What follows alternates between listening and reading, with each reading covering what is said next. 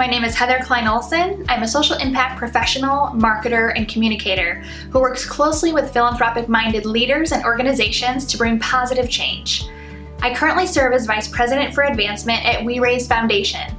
We Raise Foundation identifies innovative ideas, people, and programs that raise consciousness of issues, community leadership, and capital. Motivated by the belief that freedom is grace in action, We Raise provides grants and assistance with resource development to organizations that disrupt the cycles of poverty, violence, and inequality in communities across the country. We support Christian nonprofit organizations and emerging leaders, and have a preference for funding solutions within the areas of education, workforce development, and criminal justice. I have the privilege of leading our advancement team, which is made up of fundraising and marketing professionals. We recently launched a comprehensive digital advertising and fundraising campaign in partnership with a firm in New York City. Our digital footprint is expanding rapidly, but if you haven't seen us yet, I encourage you to learn more about us at weraise.org. I'm also a graduate of Leadership Northwest Indiana 28, class of 2010. I participated in the program as a result of an individual grant from the Porter County Community Foundation. In regards to culture, when leading a team, the most important thing you can do as a leader is to understand the collaboration style of each of your team members.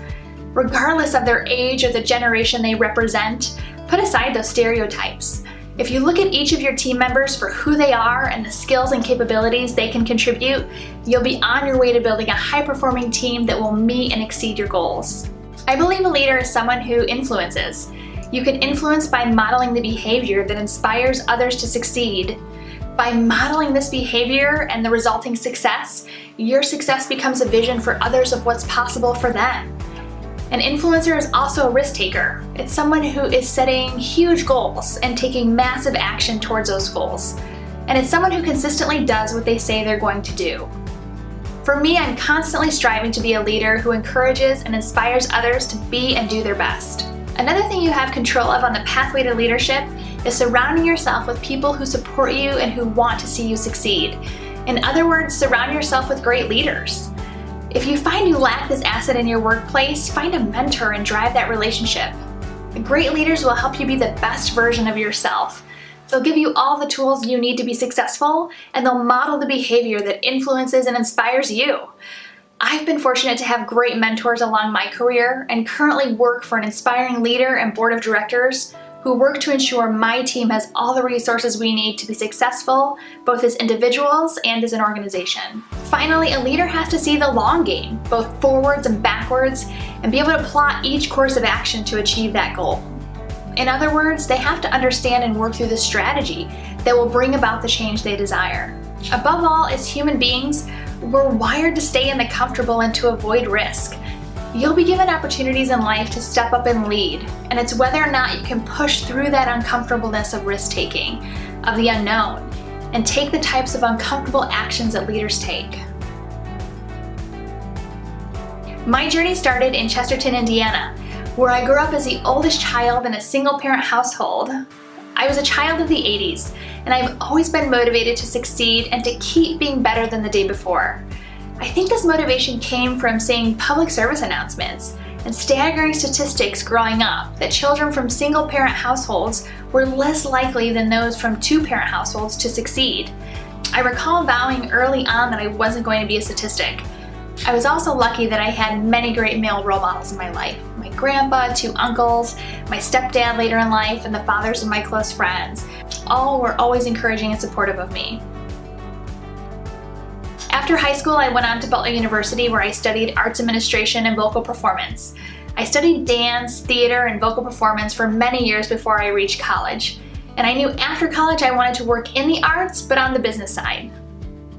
Right after college, I was fortunate to get through a competitive candidate pool and be hired at Chicago Shakespeare Theater on Navy Pier.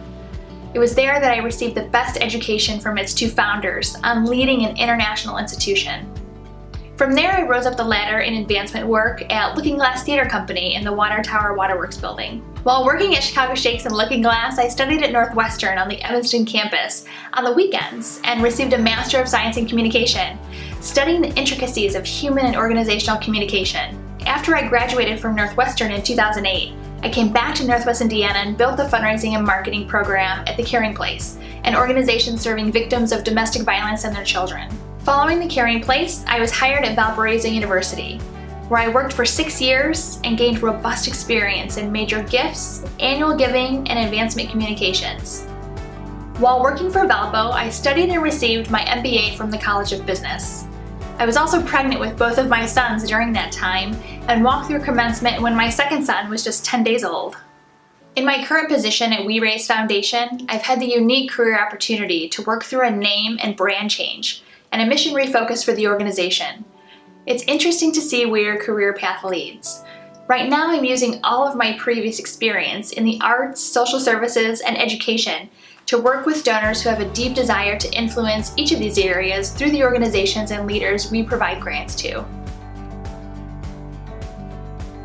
I'm at my very best when I set both short and long-term goals for myself, and when I'm collaborating with others for the benefit of others.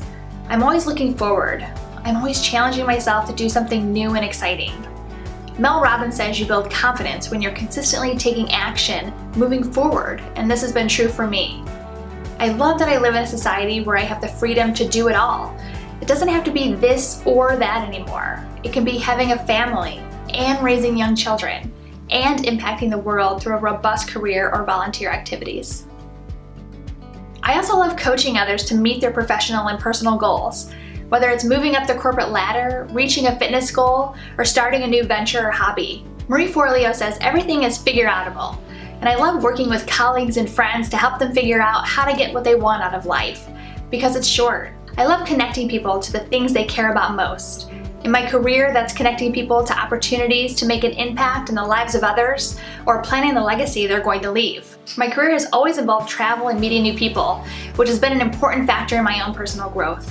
At home, I'm a wife to Greg and a mother to 2 young sons, Evan and Cameron, ages 17 months and almost 3. My priority at home is raising 2 healthy, happy young men who have confidence in themselves, compassion for others, and deeply appreciate women for their strengths and contributions. Since returning to Northwest Indiana, I've used my experience and education in business, marketing, and communications to serve as president of my Rotary Club, as a member of the Redevelopment Commission for Porter County, and on the board of directors for 4th Street Theater in Chesterton and Housing Opportunities in Valparaiso. I have an exciting personal project I'm working on that I'll push out later this summer. The project will benefit nonprofit organizations who serve children living in Northwest Indiana, so stay tuned. If I can leave you with one call to action, it's to keep using your voice, whether written or spoken.